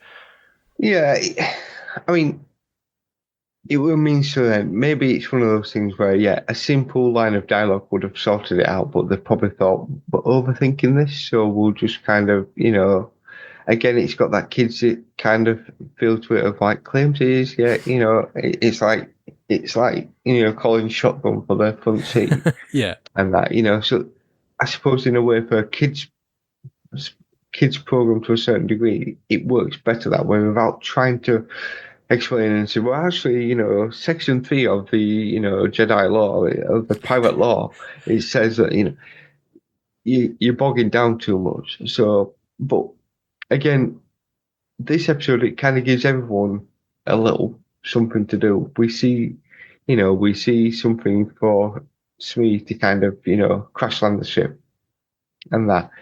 I mean, that bit when KB falls out with all the gold as well, and that, and it's like, did we win? It's everyone got their moment, and I think that's why it works from the way they've kind of wrapped it all up. What it means going forward, who can tell? I'm sure they will come back to it at some point. Yeah, well, that's the thing. I know we've got the bonus thing, which will pop sort of near the end with the saber stances, but we've got a couple of comments as well that I just want to go through, and I do want to ask you to briefly talk about the future of Skeleton Crew after. So we'll get into that in a second. So we've got sort of 3 comments. So the first one is Angry Andy. So Angry Andy, he wanted to come on the show to do discussion shows, but life got in the way, as it does sometimes, which is perfectly understandable. So he sent us a comment before he watched the finale. I don't think he's managed to watch the finale as of yet, and we're recording pretty sharpish after, so got to get that in quick. But he has said, hard to make a full assessment on the series without seeing the last episode. I will simply say it's been pleasant enough, though not at all groundbreaking in any way, despite some lovely practical effects and very good performances all round. I worry, as an overall marker on the Star Wars franchise, that we have lost the feeling of Star Wars being an event. And I would suggest for myself that it was quite stark to me that I didn't have the feeling of FOMO when I drifted away over Christmas, because Angry Andy, when we got to sort of Christmas, he'd only watched a few episodes, and then I said about, well, if you want to come on the final episode, you're welcome to. And he did a bit of a push to watch all of them, and he's like, oh yeah, I just watched them all basically like 3 or 4 episodes in like an afternoon, because obviously they're quite short. So that's what he's referencing there. I've always been day one viewing on the morning of release, but not anymore. There's nothing wrong with the series, and I apologise for a grinchy assessment, but unless something huge happens, or is there an immediate renewal for season 2, I think this might sadly be forgotten. But it has been a fun viewing, and actually very well written. Compared to the Acolyte, it's been a joy to watch. So, again, he hasn't seen episode 8. I think he would have enjoyed episode 8, but for me, episode 7 was really the episode that I was like, holy crap, this is amazing. I think episode 8 piggybacks off that in a right way, really concludes things in a brilliant way that wasn't too predictable, that had a lot of elements I enjoyed about it, but it didn't really, really shock me, which I'm kind of glad about in a lot of ways. But what did you kind of think about Andy's comments there? Do you think it's more safe? Do you think it's forgotten? How are you kind of vibing? When you watched episode 8, did you go 7, 8, or had you already seen episode 8 before you watched it with Megan? No, it was 7, 8. So I'd not. 7, 8. I've only watched episode 8 once, and I watched it just after episode 7. You see, again, like we've said before, I wonder watching certain things in batches. Yeah. And that works better. And that the thing is, if you watch it in a batch, I suppose if something does kind of when we've done, it's like when we're doing Clone Wars and that, you'll get one episode, like probably a Droids one, and it's like, oh God, come on, just get it done and get it over. I know once I get through this episode, and the next one's really good because it's Anakin, punch into someone or something like that, or almost force choking. Rush Clovis. Yeah. I think watching it in a batch, if there is something a bit of a lull, you're on to the next episode and that might then pick up. So, watching probably these last two together might work a lot better and that. But yeah, I think you probably will enjoy the end of it. But I think, like he's kind of said, it's nothing to write home about. No. But I think probably until we get to when they start releasing films, this is what it's going to be, unfortunately. Whether that's good or bad. Andor were fantastic. Hopefully Andor season 2 is just as good. But again, they kind of done it in a structure of, kind of chapters Yeah, 100%. and that. Maybe if they can kind of.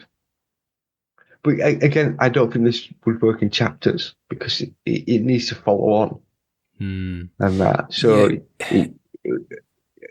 with Andor, it was like a chapter of right. Okay, there was on where Andor lived. Then there was the forest and the.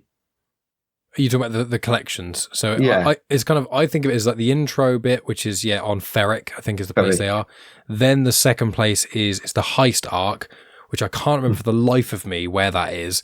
It's on it's on like the prison world thing, and it's all filmed in the Scottish Highlands, but it's the heist arc, I call it. Then there's the prison arc, which is Narkina 5. Then there's the one or two episode then there's a one episode between. No, sorry, after the heist, there's the one in between the episode, which is the announcement, which introduces the Imperial officer Deborah, Deborah. I can't remember her full name. And then you've got the finale, which is the 3 final bits, which kind of loop back to Ferric again. So it is in those collections, really. But the thing is, although it's all kind of follows on, it's like it's in one place. It's in one place. It's in one place. These, because they're kind of moving around everywhere, it doesn't work as like like we're going to do 3 together on a certain place. I don't know how I'd split this. Yeah, I think I'd always do. It's probably in four parts. I think you'd be in hour chunks, to be honest, or you'd do it in half and half. I do think that especially episodes 7 and 8 connect really well because episode 7 ends in the cliffhanger with Jod with his lightsaber ignited, and then immediately the first thing you see in episode 8 is the parents' reaction to Jod in that situation, which I like. And I've always liked the structure, I've said a couple of times, of the parents being at the start, like a prologue-y thing. I quite like that. We should. They did an awful lot. I mean, I wish when it kind of started off and that lightsaber there, and then it's like, poof, and it's like, oh, okay, all right. So he's not going to go crazy like you kind of expected him to. You're a little bit kind of on tense, thinking, oh, is he going to, go to town with everybody? Yeah, no, 100%. Well, I've got two more comments here. So this is now from after the final episode. And then we'll get into a couple of other things. So we've got Spider Dan. Initially, before this episode aired, he said Ben from Treasure Planet is SM33. And you know what? I cop that. I get that. After doing Treasure Planet as a little plug, Disney discussions, where myself, Spider Dan, who's been on these Skeleton Crew discussion shows as well, and I do regular collaborations with him, as does Maff. Spider Dan, he and I, along with my wife Megan, who I've referenced in this a couple times, and also Rhea Carrigan of the Femon Collective, we all do Disney discussions several times a year. Normally 4 or 5 times a year. We kind of do it every couple of months. And in that, we did one which was underrated animated films. It was my pick, and I chose Treasure Planet along with, I believe, Atlantis, The Lost Empire, and Emperor's New Groove. So make sure you check out that. But in that, I don't think I'd ever watched Treasure Planet, or if I had, it was years ago. And I won't spoil what I thought about it, but we did speak about Ben quite a bit there. So I like that. Then I'll read his comment, and then I'll get your thoughts. So then Dan said, really enjoyed the show on a whole. Very much get a Ms. Marvel fun and freewheeling vibe. Tonya is correct when she said the show still has stakes for these characters. These events are potentially life-changing or life-threatening. My one bugaboo is Smee's villainous turn, and then its reversal was explained very poorly. When he recovers and they say, aren't you going to tear us limb from limb? And he responds with, no, they were the last captain's orders. If he can ignore the previous captain's orders, why did he start trying to kill them in the first place? Other than that, it's been a blast. So again, it's another little kind of inconsistency with Smee. I don't know if you had any comments on that element. Yeah, I think it's just one of them oversights. I think they thought this is a good moment to have this rip your limb from limb kind of thing, without maybe kind of thinking the implications for it further down the line. I think my thought with that in particular, I would argue, and again, I agree, it's not explained fully, so I'm holding my hands up, but I think for me, in my headcanon, the way I kind of think of it is, when they got him to remember the core file he'd forgotten, it brought to the forefront, what was that core file? Well, it literally was, this is the command. Here's the command. As soon as anyone asks about At Attin and you remember where these coordinates are, immediately, first thing you have to do is tear someone limb from limb. And I was like, whoa. But I think when they turned him off and kind of rebooted him, like when you restart a computer, It's Yeah. almost like you've extracted two files, and one's a command and one's some data. And then the command, as soon as you've extracted it, starts. You're like, no, I don't want to start this. No, reboot the system, turn it back on. Okay, well, the command is hidden there somewhere, but actually this firewall thing, or this like blocker, this system block, is in the way, so that if you want to access that file again, you could, in theory, but the natural block's there, and unless you do a specific thing, it's not going to access it again. But I've extracted the data. Again, I agree. It's not explained the best, but in real layman's terms, I think almost it opened a file and they rebooted him, and that was Jod, turning it off and on again. The computer glitch started to freeze and delete your data and corrupted a save file, and it kind of forgot he had a new captain with remembering that old bit of information. I think. I don't think it ruined it, but I see where he's coming from. Yeah, I mean, the Marvel thing, the Miss Marvel thing. Yeah, is she that? That's another one of those that I don't think many people watch, but it was really good. I loved it. The villains were a bit crap, but apart from that, I thought the show was fantastic. But the story was good, and the backstory and the kind of, the partition stuff was incredible. Yeah, I learned so much about the culture. I knew nothing about that. Same, I had no idea. It's something that obviously, our British history is kind of, when we're taught it in schools, it's cherry picked so that we don't realise how much of bastards we really were. We affected millions of people's lives just on the partition alone, and we weren't even taught in schools what the partition was, or the age of the nation of Pakistan, or how we did and affected it and things, and what we did in India. Like all these different kind of parts. It's one of those things where you kind of watch it and you thought, did we really do that? God, and then you look it up and it's like, oh my God, it's worse. Yeah, are we the baddies? Yes, we are.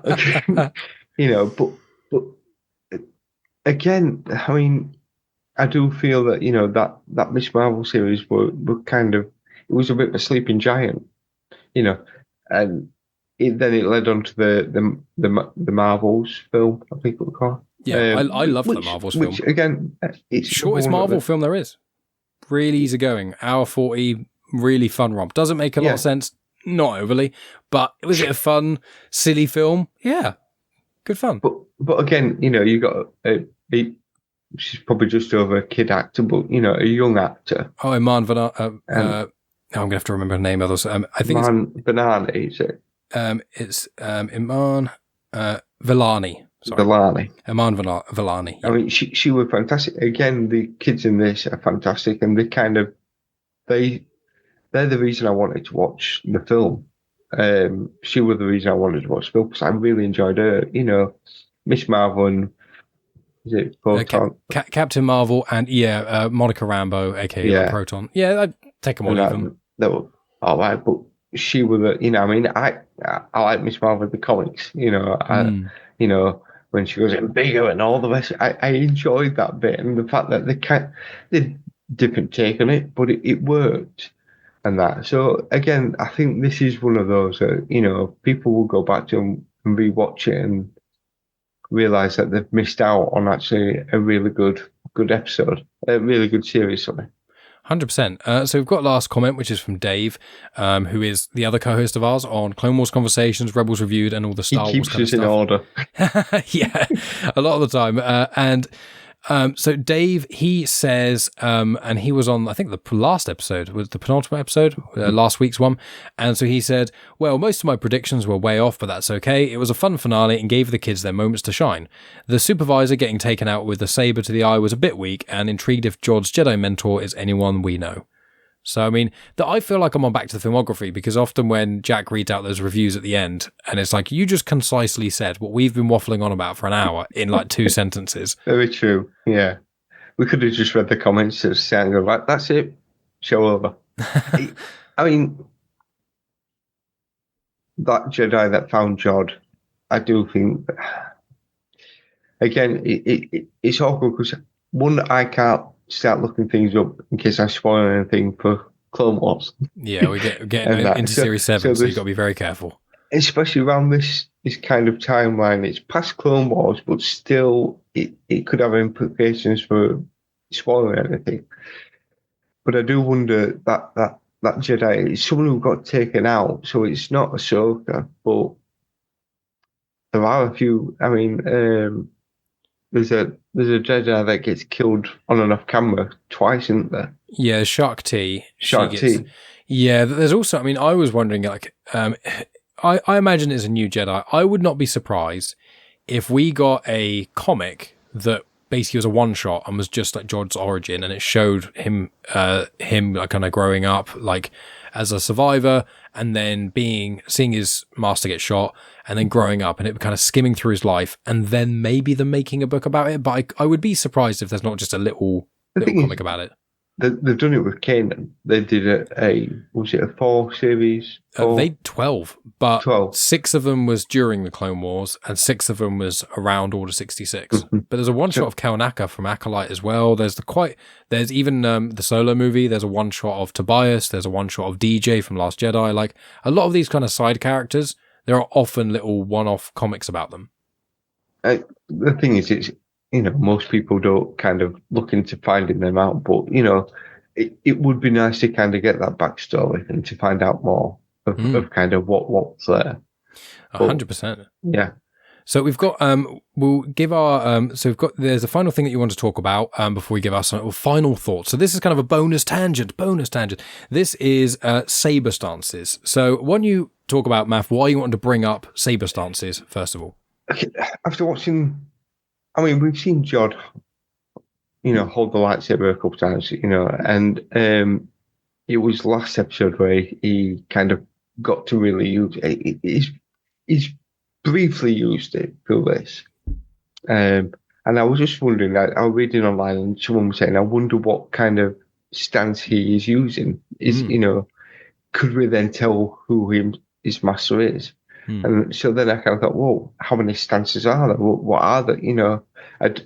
I've always kind of known it as Obi-Wan's the defensive one and Anakin's the more attacking, reckless one. I think that's because that's normally what I say, isn't it? Because I don't go into the real depths. I can remember 3 of the moves, three of the 7 forms, and I think, I'm not looking to clarify. You sent me the link. I opened it when we first started the conversation just to check Canon Legend stuff, but I haven't looked at it since. So, and it's open, but it's behind my local recording, so I can't actually see it at the moment. I promise you that. Are you looking at it right now? I am, yes. Okay, so I will butcher the names. That's fine. I'll assist once I've tried to guess them all. So I think it is. So 4, I believe, is Sarisu, which is the defensive one. Which is not number 4. Is it number 3? Number 3, yes. Damn. So Sarisu is the defensive one. That's the one that Obi-Wan is generally considered the best practicing Sarisu Jedi in canon, and I think probably one of the best in Legends. You've got, I think, Ataru, I think it's Ataru. That's what both Yoda and Anakin use. That's the standard, most basic one, but often the most aggressive. But it can move around a bit. But I think Yoda and Anakin also utilize the 4th one, which is a lot of moving around, which I can't remember what it is. The 7th. Was Ataru. That was Ataru. Okay. Yeah. So there you go. The 4th one's Ataru, which is a more complex and aggressive version, I think, of the first lightsaber form. But the 7th lightsaber form is Vapard, and that's the one that Mace Windu uses, which essentially channels the dark side a little bit. And a lot of the time when Jedi in the past have tried using a form of that or something similar, you turn to the dark side because you can tap into using the wrong emotions and power too much. But the way Mace Windu has apparently done it is, and they go into depths of this a lot more in Legends, but the canon, it's kind of what they've said about it in canon seems to generally align with most of what is in Legends regarding this, is that with Vapard, you essentially, the only reason that Mace Windu can beat Sidious is because he's a master of Vapard, which is when someone's using dark side against you in lightsabers and using like speed and strength that you couldn't possibly match. Using that lightsaber style, you very briefly and lightly tap into the dark side just to redirect that power back into them, which is why whenever Mace is fighting Palps, Mace at no point is actually losing. He's never really, the only times he gives a little bit of ground here and there, but any time they're battling, he's matching Palps immediately, hit for hit. And so that's a really interesting form I like. And in Legends, there was a story of someone trying to do Vapard, but I think before Mace, and they fell to the dark side. So Mace is very much told not to do it. And I think the reason they've said about that out of universe is because Mace Windu uses the purple lightsaber. And when he's fighting Palpatine, he looks very angry and all that stuff. So I think it's a little bit of a retcon, a little bit. But it's like that. I mean, purple's between red and blue. So it's 100%. That kind of, it's that trying to keep that balance, you know, saying that you kind of think maybe Anakin should have maybe had a purple lightsaber as well. And that, Maybe, you know, but I think he kind of repressed. I think a lot of it was him kind of trying to repress that, and also I think Mace kind of simultaneously feels the dark and the light quite at the same time, whereas I think Anakin is like 90% is that light. why But when he's a dick? probably, but he like when Anakin, I think he's more like 90% light, but when he goes into the dark side, he fully immerses in it. Whereas I think Mace has just kind of got his toes in a little bit. So one of the forms, I think it might be form 5, that's the one which is specifically better for fighting multiple enemies or dual wielders, I think. I think that's what Dooku uses. But I can't remember the names. So it's saying Shin / Dim Sum. okay, I'm going to cave and look myself now. That's all the ones I can remember off the top of my head, sort of thing. Angry Andy has literally just messaged literally 1 minute ago on Discord. So we'll continue with this conversation. But then in a minute, we'll give Andy his final thoughts and then we'll finish off. But sorry, it's a lightsaber. So I'm looking at them now as well. So the first one is Shi Cho. The second is Makashi. The third is Sarisu. The fourth is Ataru. The fifth is Shen / Genso. The sixth is Neiman. And the seventh is Juyo / Vapad. Varpad. Yeah. So what have you found about looking at these? Because I assume you've read them into a little bit. I briefly looked at them and I looked at them earlier, completely forgot, mentioned it just as we were getting on and pulled it up quite quickly and forgot to go back and look at it. So, you know, it's typical. But, I mean, the reason was I was kind of thinking, can we kind of tell where Jod is and where he's come from? But because, to be fair, he doesn't do an awful lot in this episode. The thing is, when I messaged you this morning about it, before I'd actually watched the episode, could have watched it. I may have probably pulled this up in Clone Wars and then kind of tried to delve into it a bit more there. Because I was hoping we would have seen a bit more of a Jod. And that, Yeah. but he wasn't really understandable. He wasn't really tapping into the Force and knowing exactly what he was doing. He was just basically, because is it Hugh Yang says your saber is an extension of you? I think, I believe, I think it's actually said, I don't think he's the first person to say it. I believe it might be said in Empire Strikes Back. Yoda might say it to, either Yoda might, or it might even be Ben saying it to Luke when he first gets the lightsaber. No, I mean like chronologically watching. Right, okay. Yeah, Hu Yang definitely is probably the person who's, I mean, because Hu Yang's like 25,000 years old or something nuts. But he's probably one of the first ones to say it. But I think in chronological watching, we've heard other people say it. But you're definitely right there. Yeah, it's. I think it is that thing, and the thing is, we don't seem to do an awful lot with it, and that's why. Yes, I fully hope that they do some, whether it's a comic or a short story or something, just more of these characters, more of Jod and his backstory and where he came from, and that. I'm not sure whether a series of that would work, and that. The thing is, if you did do that, you would lose because you'd have to have a young, either de-age Jude Law, which I don't want, or get a new actor. I'm not sure. So, whereas you could do a comic for definite. Oh yeah, that's one of the beauties of comics is you just get a decent artist and a good story, and you can crack them out quite cheaply and tell some really interesting stories. They can then be built on later on if needs be. I was just looking up some of the stuff to do with the forms, so the sixth lightsaber forms. Is there anything else you want to mention about them? Because I'll give a bit more information. No, I think what I'm probably going to do is sit down and read through them, and then I'll pull them up in one of the future episodes at some point. That's cool. Yeah, no worries. So Dave, do some homework. Yeah, so we'll talk about them at some point, maybe in one of the wrap-up episodes, I don't know. We've got plenty of stuff to talk about them. But what we'll do, we'll give Angry Andy's final thoughts, so the final listener comment, and then we shall give our final thoughts, and then we will wrap up. So, Angry Andy. So we heard from him earlier of what he thought before it, but I've not read this yet. It's only just come up. So, I'm hoping there's no profanity in it. But I'm reading it there, so forgive me if I mess up. So, Angry Andy.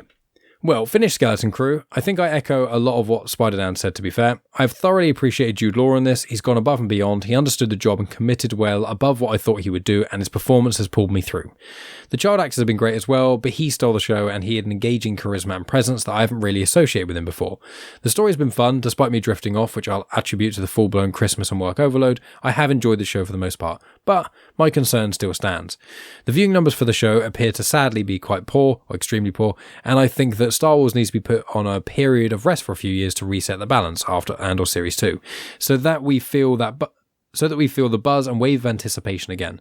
It won't happen though, will it? The machine will chug on as we've seen it with Marvel. Maybe we'll get something that creates that buzz of anticipation again, like Daredevil seems to be doing at the moment.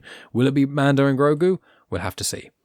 And then Spider-Dan just added, it's okay for franchise characters to lay fallow for a while. Marvel killed off Thor for several years due to poor sales, and then when Marvel brought him back, he was more popular than ever, resulting in a feature film. And then Blake Biles responded saying, Ewoks, Revenge of the Teak. So, and that's a reference to the Caravan of Courage and Battle for Endor. So yeah, it's again one of those things. As much as I love Star Wars, I feel this of Marvel at the moment is I'm enjoying Marvel. When I looked at what films are coming out for 2025 and I was like, oh good, like 2 Marvel films in the first 6 months. I was like, I love Marvel, but I only want 2 Marvel films a year. I want one nearish to the start and one either in summer or nearish to the end. Pop on 1 or 2 series, that Marvel MCU ones, and that's enough. That's more than enough. For Star Wars, I want 1 film a year and probably 1 series a year. And I want a film around December and I want a series around May. 1 live action series, 1 animated series, and 1 film. And maybe the animated series starts at the start of the year, then live action midway through, then film at the end. That's what I would do personally. I'd like, you see, I would be quite happy with 1 film every 2 years, because to be fair, that gives them plenty of time to work and make sure they get things right. That's a good point. I agree with actually that. You know, the series, you can play around a bit more with that. I mean, technically it's longer, but the budgets are always a bit shorter anyway. And it can dart around a bit more as well. Like, I think a year where you get Andor is nothing like the year that you get Acolyte or Ahsoka. Get the animation studios and do some more. You know, as I say, I can't believe I didn't watch Rebels. Although I can understand because of the age at the point that you were like, I'm past watching cartoons now. Yeah. And that, you know, but going back and watching it, loving it. And that, again, I've said this before, there are so many really talented Star Wars writers out there. Yeah. Get them on board. If you want someone who understands Star Wars, get them, because they get it. They understand it. You know, that's why like Kevin Feige and is Jon Favreau. Yeah. I would say Happy Hogan. That's why they're good at what they do, because they get it and they're fans. Mm-hmm. And that, you know, get people who understand it. And, you know, as I say, 1 film every 2 years, I'm fine with that. If it's good, I'm fine with it. If we get too much of it, it gets to the point where it's like, right, it's a bit of a chore to watch. Yeah, it's no longer an event. Yeah, you know, it's not. I mean, you know, we've got kind of 2 Marvel films within the space of like a couple of months of each. I'm so mad. And it's like, why didn't you kind of give us one, like, you know, have 6 months between them both, but you know, it is what it is. And for Disney, they've spent so much money on these, you know, studios. They want to make the money but the problem is sometimes less is more. Well, that's why I say, like with McDonald's, KFC, Burger King, how do you keep fast food interesting? Well, you constantly put special things on the menu that you can only get at certain times. People in America know about the McRib. I think we've only had that over here like twice. But like McDonald's, every month, They've got a new seasonal menu, normally new sides. They take away cheesy bites for a little bit, then bring them back. And you're, oh my God, I need to get some mozzarella sticks at McDonald's because they're only going to have them for like a month. And then they go away. Then Christmas comes by and then you can get like the little cheesy bites and then the cranberry sauce and things. And it's like the reason people a lot of the time get excited about that is because it's like, oh, this is the only time I can actually get these cheesy bites or whatever. And it happens with loads of stuff. Limited edition culture is why brands like Supreme work and like limited edition collectibles work, you know, because you can only get them for a short period of time. And I think when it comes to media consumption is when you get too much, people tune off because they're like, I don't want to have to watch 5 Marvel series and 12 films to understand the newest one. I just want to go in the cinema and just tune in. And I think with Star Wars, the good thing is that because it darts around so much, you don't really have to see, and most stuff you don't have to have seen the other stuff. The films, you have to have really watched any films in that trilogy. Aside from that, you don't really need to have seen any Star Wars content to enjoy other Star Wars content. I just find there's certain shows, like you watch Rebels without seeing Clone Wars, makes sense. But it'll make more sense if you've seen Clone Wars. However, you have to get through Clone Wars to then, do you know what I mean? Like, there's different elements to it. And I think that the problem is as well, is because Star Wars does dart around, the number one question I get from listeners of the show and friends is always, when is this set, Mike? When is this set? And that's fine. I'm not complaining. Anyone can ask me any Star Wars questions. Please reach out at Genuine Chit-Chat on all the social media places, or comment on the YouTube. Please let me know. But I just think, because Star Wars darts around so much, it's harder for some people to jump on board because, like, where is it set? But Marvel, it's easy to know where it is. But the problem is, because it's all chronological, primarily, apart from the couple of like minor outliers, generally it's the next series that comes out takes place at the same time or just after the last series. So if you're on series/movie or release 37, you really have to probably watch the previous 32 of them because 3 or 4 is out of order. And I think that's an issue with the Marvel stuff. But I don't think Star Wars suffers with that. But I agree. It really, there's a bit too much. I think Book of Boba Fett showed that, especially. That was kind of. I think they tried to rush it out. I think they kind of. We've got a character, and they didn't really think what to do with him. Yeah, he should have just been like a guest spot on like Mandalorian. On Mando, yeah. Like when he showed up in Mando Series 2, that was incredible. Just to have that and then have him pop up in Series 3. Do the Mandalorian episodes they did, but do it as like a one-off special. That's what I said they should have done, and bring Boba Fett into that way. Like, we didn't need all that crap on Tatooine, but...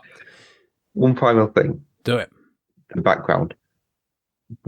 Would you like them to do a kind of, I don't know whether it'd be a comic or short animation or something, just to kind of explain Wim's story pad? So there are people who have managed to translate the Arabesh, because in the first episode, people have screenshotted it and managed to read and then translate it. And I've read quite a lot of them. There's about, I think it's 10 pages, I think. There might only be 8. And I've read most of them. And they're cool, but they're like little Jedi fables in a way. It's kind of like the one you're looking at. I can't remember exactly what it is, but it's something like, you know, the Jedi raced into the cave to try and protect the village from the monster that's been attacking, but then he realizes that it has a thorn in its hand, and therefore the Jedi you use the Force to take the thorn out, and then the animal was fine and left the villagers alone. Is that kind? Yeah, but it's almost like Aesop's Tales, where it's like one page per story. Right. At least that's kind of the vibe I got, because I read the different ones and they all seem to be different things. I assume in universe there's probably like a few pages per story in a sense, right, but they're kind of like random little legends. But I would love them to release that as a kid's storybook. I wouldn't want it as animation. I would like a physical book that is like almost like a pop-up book. I'd be fine with to actually see it like that. That'd be a really good bit of marketing. Yeah, I just, you know, I just feel the fact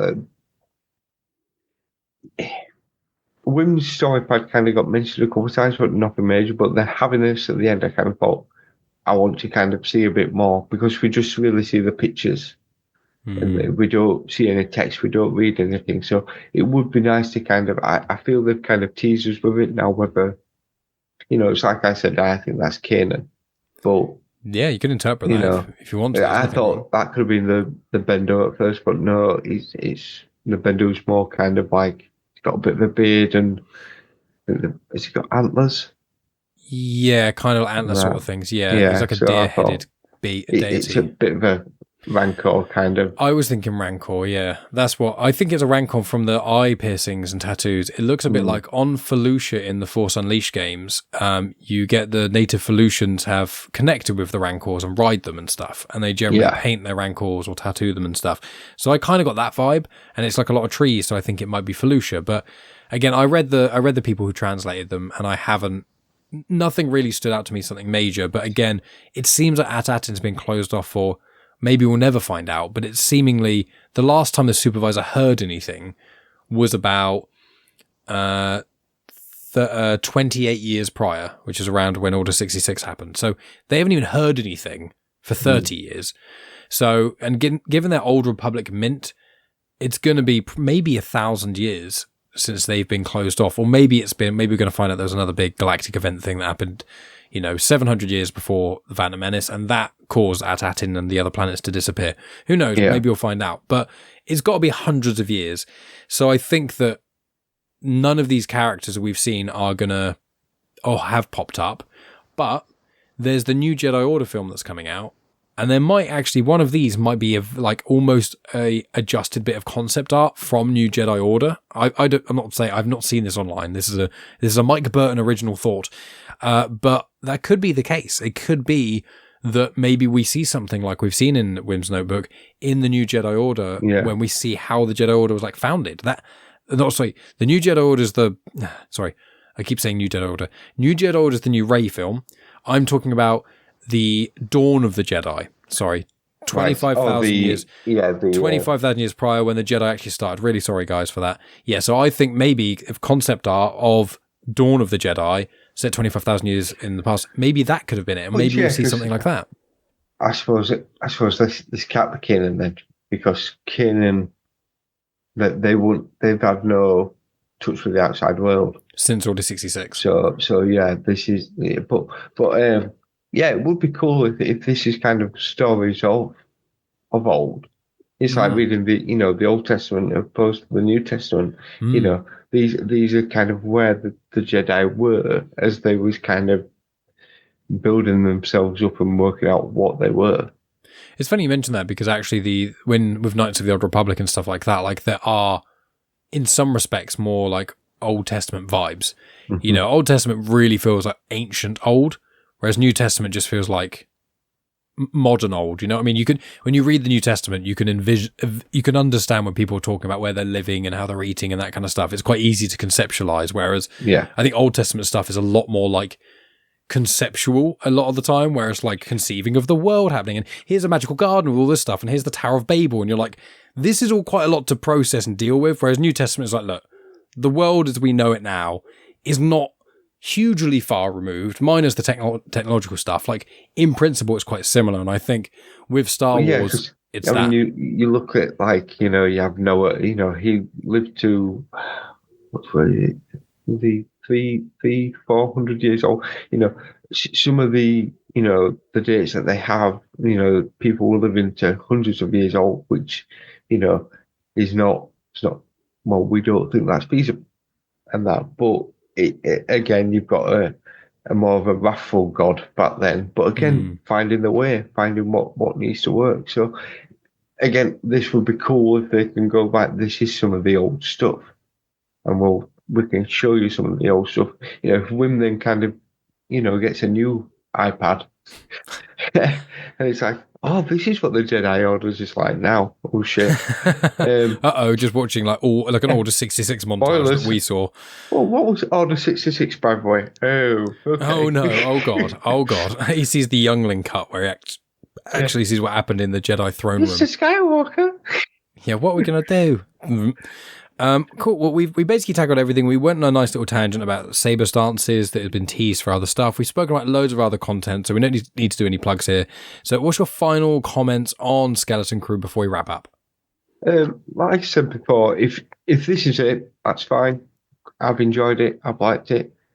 I would like a bit more of certain things, but I do feel that this is going to lead on further down the line. I do hope that they do reuse these kid actors in 5-10 years time and bring them in. I think that would be really cool, and that just to kind of keep that continuity going and that. But all in all, I think if you haven't watched it, why are you listening to this? I don't know. But especially the last episode, yeah. But if you know someone who hasn't watched it, tell them, look, give it a go. Watch several episodes and see what you think. And I definitely think it'll be perfect for anyone who's like 40, 50 years old. They will kind of feel that Goonies E2 vibe and that. And I think that will kind of get them in there. But then also that Star Wars vibe will kick in. And I think people will enjoy it. Just give it a go. I agree completely. I think it's a great entry-level show. It's a good family show. I think it'll be a good comfort show as well, because there's some intense moments, but none of it's like, I love Andor to pieces, but to really watch a lot of Andor, I have to really focus on it. Whereas I watch something like Mandalorian, it's a bit more casual. Whereas Obi-Wan, although the plot isn't necessarily that deep, I think that's quite an intense watch as well. So it's quite nice to have a live-action show that's actually quite chill. And the episodes aren't super long. No, they're normally 30, maybe 40 minutes. As I say, I think this is something I can probably sit down with George and go, right, George, let's watch a bit of Star Wars, see what you think, and see how it goes. I think he'll relate to some of the kids and that, and be able to kind of see what they do. Could be quite a nightmare when he starts trying to lightsaber everything around and that, but I do think this is something that parents could probably sit down with the kids and go, okay, then this is a bit of an action adventure. I completely agree. So I really enjoyed this. I think it's I'm not quite as pessimistic as Andy. I think this will not be forgotten. I think a lot of people are going to look on this fondly. I think this is really going to show some longevity. I think in 5-10 years, we're going to be hearing of a lot of people who first got into Star Wars and watching Skeleton Crew, or maybe they watched the movies a bit, nothing quite grabbed them, and Skeleton Crew really. Because I think this is a real good mix of showing the pacing and vibe of a lot of the original trilogy stuff, while also having not the slowness of it. Because I love the original trilogy, I love A New Hope, but I always say trying to get someone into Star Wars is the hardest thing, because I think Force Awakens is probably the strongest of A New Hope and Phantom Menace, and of the starts of all the trilogies. I think Force Awakens is the most accessible. I don't think it's necessarily the best, I kind of probably do, but I think it's so accessible. You don't have to see any Star Wars. It's quick. It's got funny bits in it. It's got intense bits. It looks incredible. The acting's amazing. Like, all of it works, The Force Awakens. Phantom Menace is a really hard watch because it's lots of political talk and Jar Jar and lots of other stuff, but the end's really cool. Whereas Star Wars, the original, is great, but it is a film made in 1977. It's dated. Okay? It's almost 50 years old. It's almost 50. Thank you. I'm sorry. So it's like when you think about other films that are 50 years old, they often films from the 70s, they really feel like 70s films. And I think that Star Wars is definitely ahead of its time, but you watch Star Wars and you go, this feels like a 70s, maybe an 80s movie. And so the vibe, unfortunately, when you get someone new into it, it kind of depends. Like, do you like old films? Yep, start with the original trilogy. Are you cool with a bit of weirdness and goofiness for some really big payoff? Okay, Phantom Menace and, through the prequels. Or are you kind of like hard to keep your attention? Is it something that you need flashy colours and quite a lot to it and quite simple stuff? That's probably Force Awakens. If you're not that fast on getting into sci-fi and space stuff, Force Awakens is probably the best place to start. And then if you're interested, you can kind of go back to the parts you found interesting. But Skeleton Crew, I think, amalgamates a lot of what's interesting about a lot of them. It's really interesting. It's very different because you've got a group of kids not really in the Star Wars galaxy. They're basically in our world, just a bit more sci-fi-y, and then they get unleashed into the Star Wars galaxy. And that's the beauty of the show. I just think it works so well. There's a line we forgot to mention, which I really liked it, when Wendell says, "Son, you're talking to a level 7 systems coordinator." I was like, that's amazing. Like, because it's that joke that us as adults know with the trope. It's like, you don't know who you're talking to. I used to be a cop. Or like, son, you're talking to the greatest kung fu master this side of, East, whatever. But it's such a lame thing to say, but it's so funny and endearing. But that's what he's got. Exactly, and it's useful. What else would you want? You don't want a kung fu master when you've got to reorganize like the At Attin like orb thing. That's the thing, barrier. that place to hit. I mean, that's again tangent, but that's what's been good about the show.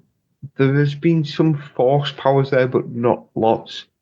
There's been some, pirates and kind of a Clone Wars. Of, we had one episode about two sides kind of fighting each other, kind of, but you didn't see both sides.